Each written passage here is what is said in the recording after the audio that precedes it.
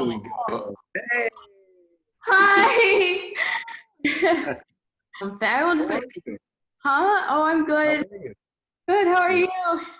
I'm good. I'm good. Blessed to be alive. Me too. Grateful to be here, having a conversation with you. Oh, wow. Okay. Thank you for doing this. This is so exciting. Okay. This Welcome. is for my class. I'm with Berklee Online. It's called Developing Your Artistry. And cool. The assignment this week is to interview someone that's heavily involved in the music industry that I don't know personally. Okay. Someone that I look up to as a musician, in this case, an artist. So that's you. Let me go find somebody. Hold on, I'll be right back. No, I'm kidding. I'm kidding. Don't play with me like that. Oh my goodness. Okay. Yeah, let's just jump right into it. Okay. Hey everybody. My name is Philip Lawrence, and I'm originally from Evansville, Indiana. Born and raised, come from a very musical family. My mom was a choir director in church. So me and my brother and sister have been singing, since we could talk, really, a very long time. And so that's kind of my mom's side of the family. Everybody on my mom's side sings. So like if you're born on my mom's side, you sang it. Like that's just kind of how it rolled. And on my dad's side, it's more the instrumentalist. I have an uncle that played bass for the SOS band. That's a little bit before your time, but and so it was kind of like these two worlds colliding. And also my dad is beyond being a businessman, is also a comedian. So he was back in the day, like touring, doing concerts with Richard Pryor, and he was kind of like our hometown version of Richard Pryor. So it's like both of these worlds, like. And it's funny, like they really describe me to a T. It's like there's the artistry, the music side, and then there's this foolishness over here that I can't seem to escape. And put them together and you got me. Really, you are so funny. Do you play any instruments? You know what? That's something that I wish I had stayed with. My parents tried to get me in piano when I was younger. And I just didn't have the patience for it. I didn't have the discipline for it. Because I like to be on stage, like, I'm a big old ham. So I wish, but it's funny, my wife and I have got 4 little ones. And so we've got them in piano classes right now. Oh, that's great. I love to hear that. How would you define the art that you create? How would you define everything that you do in the entertainment world? A blessing. That's how I would define it. I feel lucky, to have been given the opportunity to express myself through art. I think that art is something it's a very individual experience in terms of everyone kind of has their own way of defining it and expressing it and being in the space where you can channel it. And so I think for me, I describe it as a spontaneous experience or relationship with God. That's amazing. I love that. We were talking a little bit about like how we define success or like our art as people, and I just think that's a very interesting way of saying that, because I've heard people say like it comes from within, like staying true to who you are, and then like you're already successful then, and then it's just up to the world. They'll see it if you're just staying true to who you are. So that's a very interesting way of thinking. Yeah, there's a lot of truth to that. I think that, the most important thing we can do as artists is to be honest and truthful to who we are. There's only one you, there's only one me. And a lot of times this industry tries to pigeonhole us or put us in a category. And so we feel like we need to change, or we feel like we might to assimilate to a certain style, or, oh, I think I might need to look like her to make it, or maybe I need to sound like him to make it. But I think, what's always, if you look throughout history, what's always celebrated the most is individuality. Right. Is that uniqueness that you bring to the art, and your point of view and your perspective is really what the world needs. It's really why we're here, in whatever discipline that you're in, law or an athlete or an artist, it's your unique point of view that gives you purpose for being here. That's so good. I love that. How would you describe your artistic journey? How did you get to this point? How did it start? Well, how much time you got, young lady? Right, we got all the time in the world. Come on. In the beginning. Oh boy, I started performing at a very young age with my older sister and younger brother.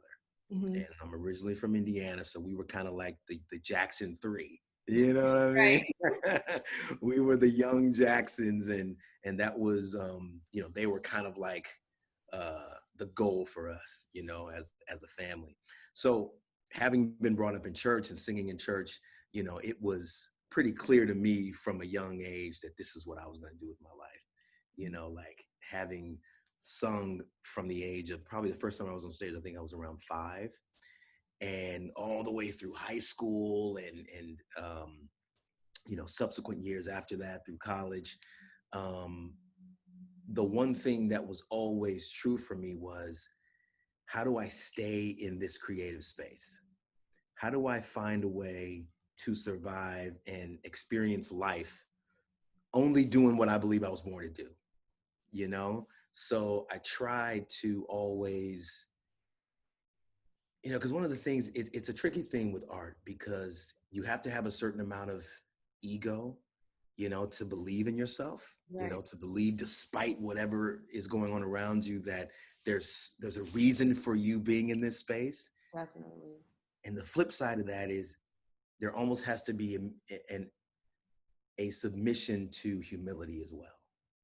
Because if you get too caught up in the ego and you get too caught up on what you think your life should be, or what you think people should feel, or how people should respond to your art, that's when you start to miss the beauty of being able to create in the first place.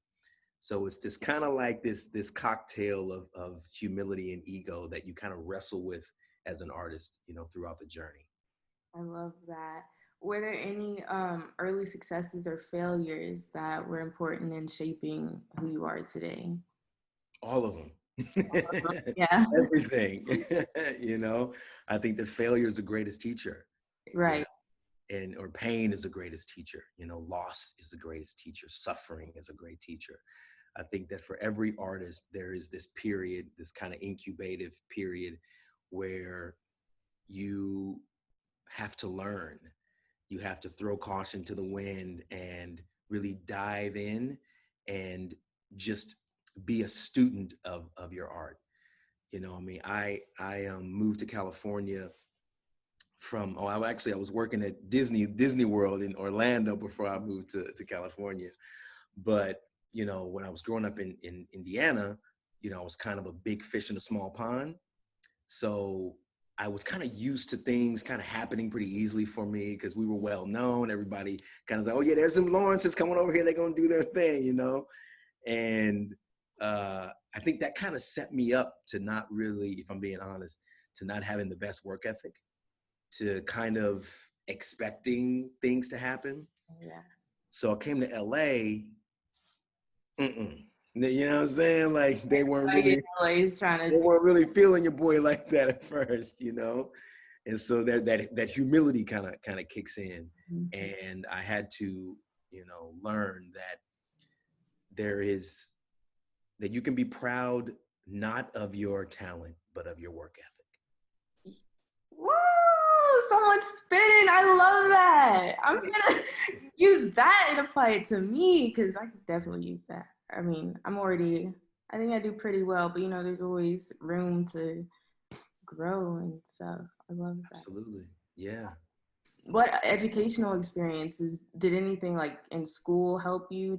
Were you in any programs, choir, anything Yeah, like I that? was in high school. I did all of that. I was, in high school, I did drama.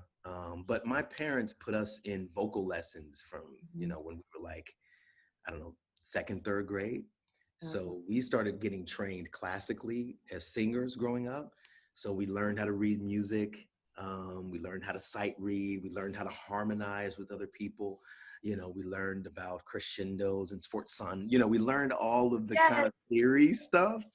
Um, that really, served me well, later in life, doing sessions or having to read music.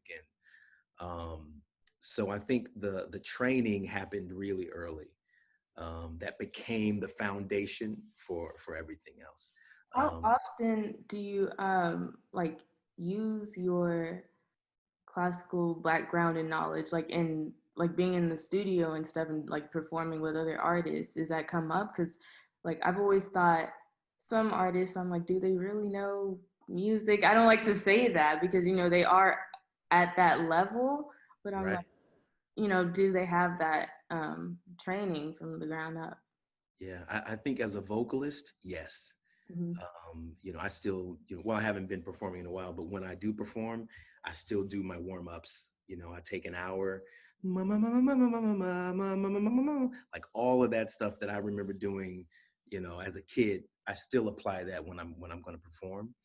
Um, but I think in the studio, from a production standpoint, so much of it is about the um, the moment and the feeling, Hmm. that a lot of times we don't necessarily call out too much the technical side of it. Right. It's more about, does this feel right? I'm not sure what chord that is, but I know it feels good, so we Yeah. don't always have all of the theoretical answers in that space. But my advice to anyone that's coming along and that's um, looking for a career in music or music production or performance, learn as much as you can. You will use it. You don't know when, you don't know how, but it will only serve you in the end. That's great. I love that.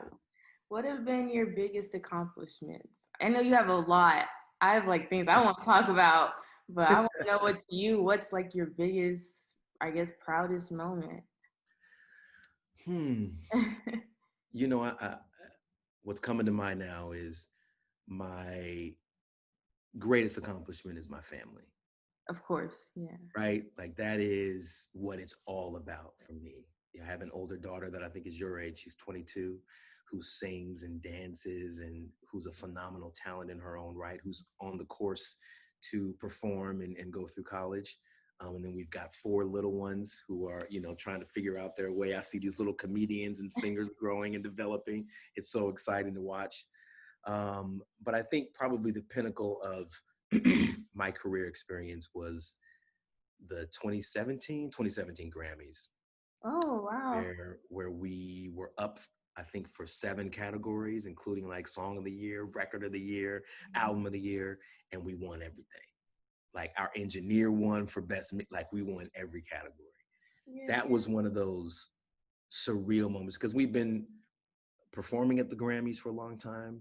We had won, I think, we had won maybe 3 before, no, two, maybe 1 or 2 before, but we lost a lot.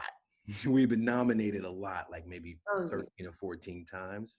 So being at the awards, I think you just kind of expect to lose. Like you just don't think that it's going to be you. So when they call your name, it's just like, oh my gosh, So like they don't tell you they beforehand. don't tell you at all. You have no Practice. idea. All of those reactions are real. Like Oh, nobody knows.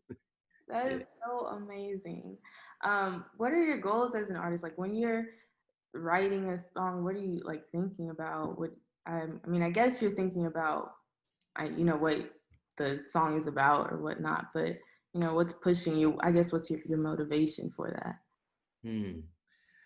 I think from a songwriting standpoint, it's we have this opportunity for 3.5 minutes to inspire, to make someone feel something, to change someone's day, to really give someone an opportunity to step out of their lives for a few minutes and take them on a journey somewhere else.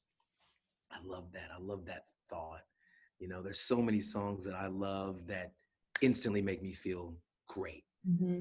Or if I'm having a rough time and I want to kind of be a little melancholy, I know which song to play for that. Right. Heartbreak. You know what I mean? Like music is just the soundtrack to our lives. And so as a songwriter, it's always excited me to be able to help people maybe say what they couldn't say or didn't quite know how to say, or make them feel something, you know? I definitely agree with that. How does your art relate to other kinds of arts? So we're in the music category. Like, does it relate to film, or do you think they tie in together? Yeah. I mean, I think that music is kind of the fabric of everything, you know, whether it be sports, film, you know, whatever it is, there's always music in the backdrop helping you to connect to the moment. So I think it's all connected because, you know, as human beings on this planet, we all have emotions, we all have feelings, we all have these um, touchstones in our lives that, you know, embark or that bring up a memory or a feeling. Little one's coming in. I'll be out in a minute. um, yeah, so I think it's all connected. You know, recently I had an opportunity to um, work on a musical for Netflix that's going to be coming out actually in a few weeks. Oh, And so being a part of a musical, like writing musical numbers that are in a film where people are performing and, you know, telling story through song, you know, was powerful, you know, and that's something that was a little different than what we normally do with, you know, songs that are on the radio. Um, but it was fulfilling in a different kind of way to watch, you know, for example, Forrest Whitaker singing a song that you wrote, you know, and then wow. this incredible Oscar award winning, you know, actor killing the role, like just you know, keeping you in that moment. So I think, you know, creating art, there's so many ways to express it. That's amazing. I mean, I'm gonna be looking forward to that. Now look for that. Jingle Jangle comes out November 13th on Oh Netflix. yes, I've heard of that. Yes, Yes. I'm excited for that. Putting that on my to-do list. Do it, do it, do it, do it. Oh! Are there other artists working today or artists from the past who are or were particularly important to shaping your work? So who's your inspiration? Who's my inspiration? So many. You know, when I was growing up, my dad was a DJ Mhm. back in the 70s. And he had crates and crates of albums just laying around the house. So we would always be rummaging through and listening to music, everything from, you know, I'm going to list a bunch of names that you might not have heard of, but, you know, like Ohio Players, obviously Stevie Wonder, Michael Jackson, Led Zeppelin, Billy Joel, like all of these greats we listened to, you know, as kids. And I don't know, I think early on, I set the bar there for the kind of music that I wanted to create. Um, so I always try to think of, you know, artists like Prince and Michael Jackson and the amount of work that they put into creating their music. Um, you know, I always read articles about Michael Jackson's work ethic, you know, like how he just worked tirelessly, even from the engineering standpoint, the sonics, to make sure it's perfect, you know, because you have these moments of inspiration with these songs that you write, but so many other things are important to making sure that people receive it the way that you intended, you know. So from the production to the engineering to mastering to mixing, all of these things um, have to gel in order for, you know, your audience to really be able to enjoy it. Wow.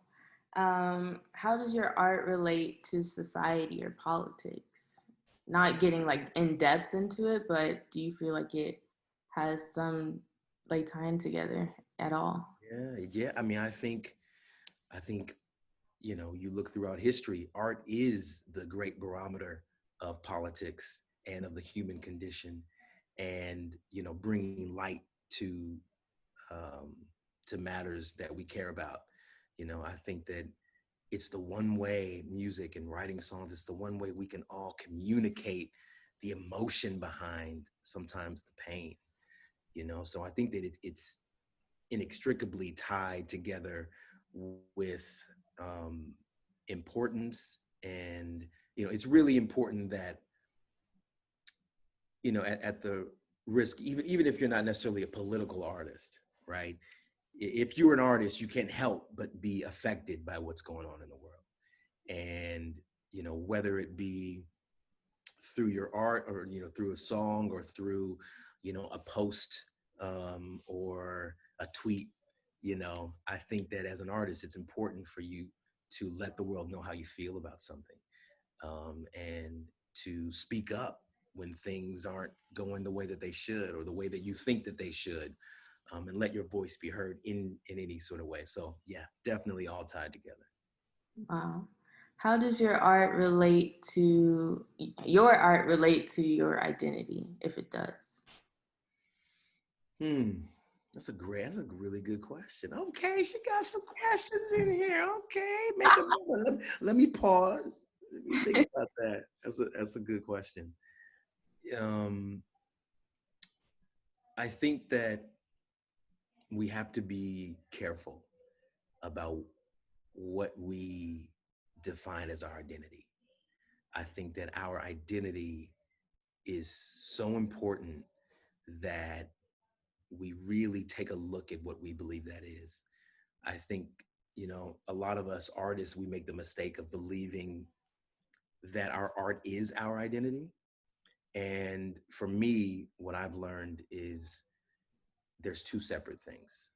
There's Philip the man, and there's Philip Yeah. the artist, right? And a lot of times when you mix them together, and you believe that you are the art, you can get yourself in trouble, Of and you start believing the hype, you start thinking that, you're above things or whatever it is, or you can get, as they say, lost in the sauce. So I think it's very important to be rooted and grounded in who you are as a God-fearing person, and let your art speak from that place as opposed to the other way Wow. I'm just taking this all in. around. Yeah. What advice do you have for young artists, young musicians specifically, that want to like get to where you are, like me, Yeah. or just getting their music out there, all of that? Yeah. I think develop a great work ethic. Never be too proud to work hard. Mm-hmm. Hard work is the gateway to everything that you want. If you're willing to sacrifice comfort, time, energy, finances for a greater goal, then you're on your way. If you're concerned about the quick payday, or you're concerned about being uncomfortable, why do I have to take the bus to the studio? Why do I just live in a one bedroom apartment when they over there?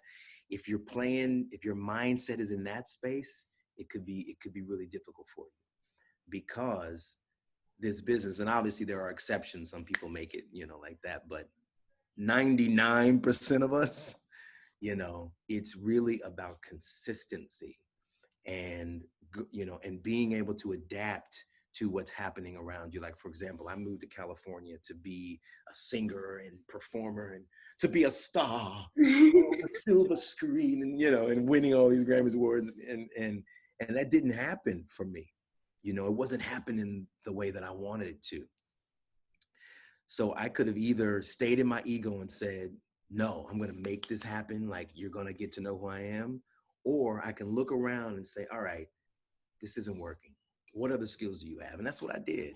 I was like, you're a writer. You like to write. Let's maybe shift our focus to that. And maybe that'll lead you to, where you're going to go. And then I just started to try to become a better songwriter, as opposed to needing to perform and sing and do the things that I thought were going to lead me to where I am today. So being flexible and nimble in your journey along the way, because life's going to throw you some curveballs, and you have to be able to adjust. And if you're only looking at the world this way, you might make it harder on yourself than you need to. So you would agree that like having multiple interests wouldn't be spreading yourself too thin, because No, let's go back to it if need. absolutely. Especially if you love it all, Right.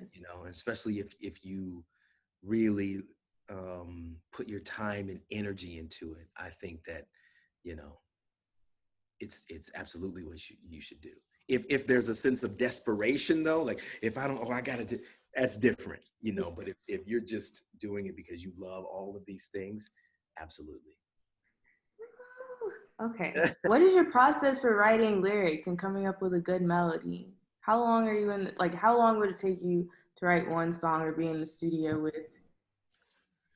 It varies. Every song is different. Yeah. Every single song, I can give you a different answer. You know, like for example, with 24 Karat Magic, right?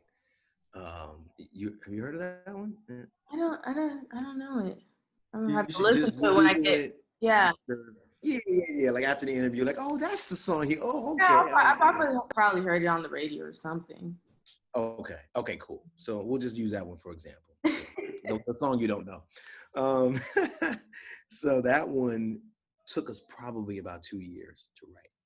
Wow. Mainly because, you know, we had that phrase, put your pinky rings up to the moon. Hey. Yes. And that was it, you know, but we knew that that piece was special and that it had this vibe to it, that we needed to finish it, you know. So we would just, you know, kind of like a sculpture. We would just chisel at it and take a week and take a month. And, you know, you never want to be taking that long on a song, but you also have that bar I was talking about earlier that it's like, it can't leave the studio unless it's here, you know? So we'll keep throwing things at the drawing board. Before you know it, a year's gone by and you're like, wait a minute, is this song really worth this much time?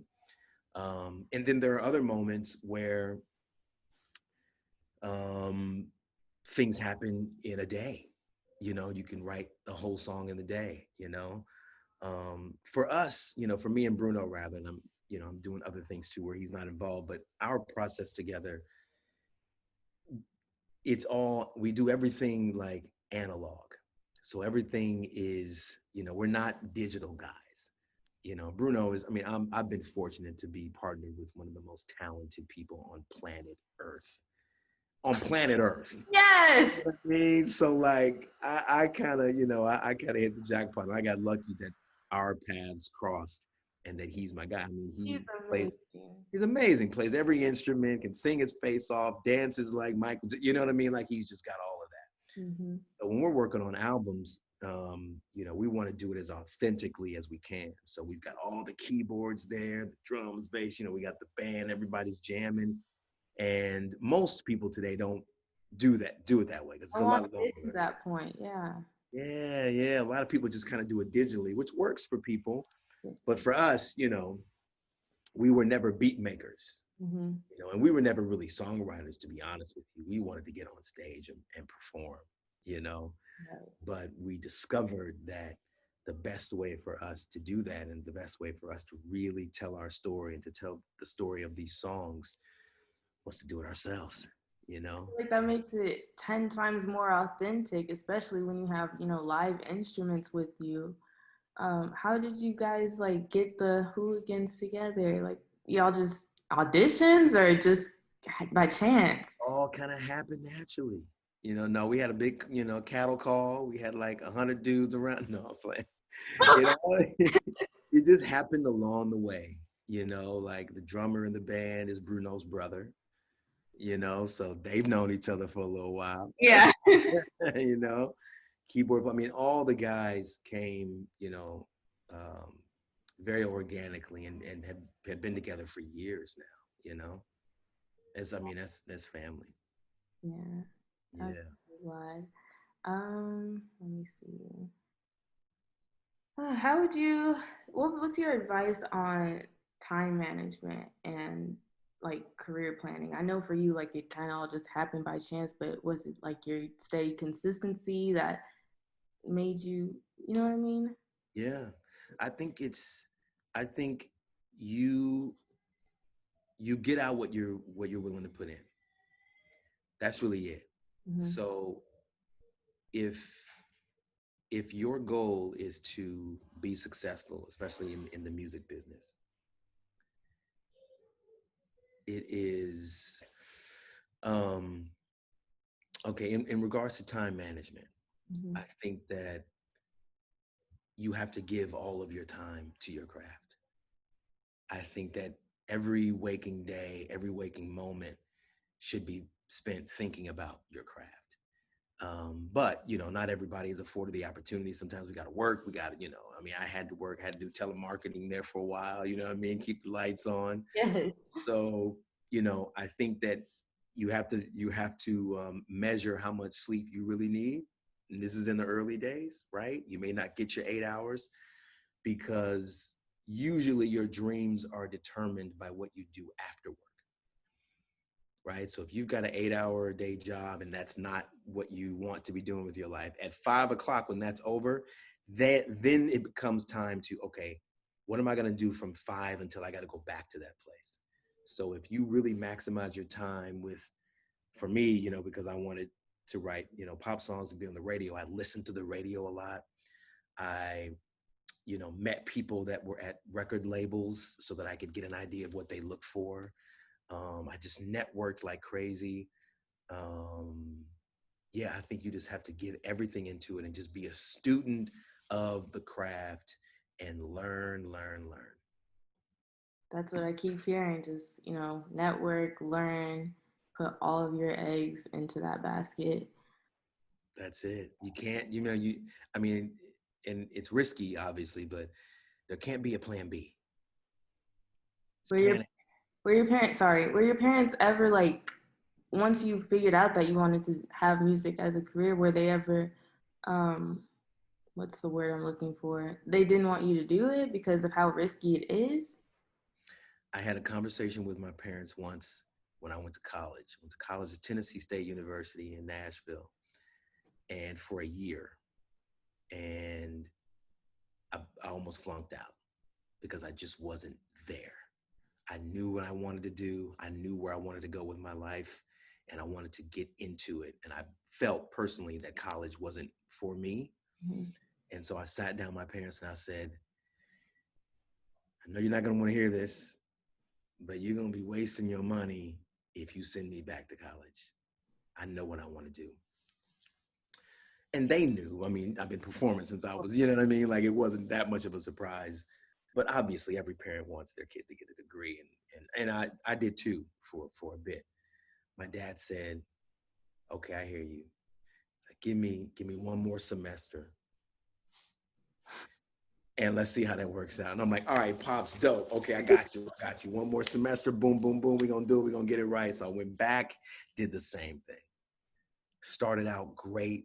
I mean, because it wasn't about intelligence. I mean, I would ace the classes, but then the second half, I just wouldn't go because I'd be starting a singing group, or I'd be writing songs, or I'd be trying to catch a performance over here. I was just so distracted because I knew what I wanted to do.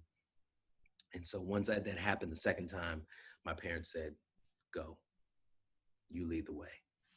And I've been doing that ever since.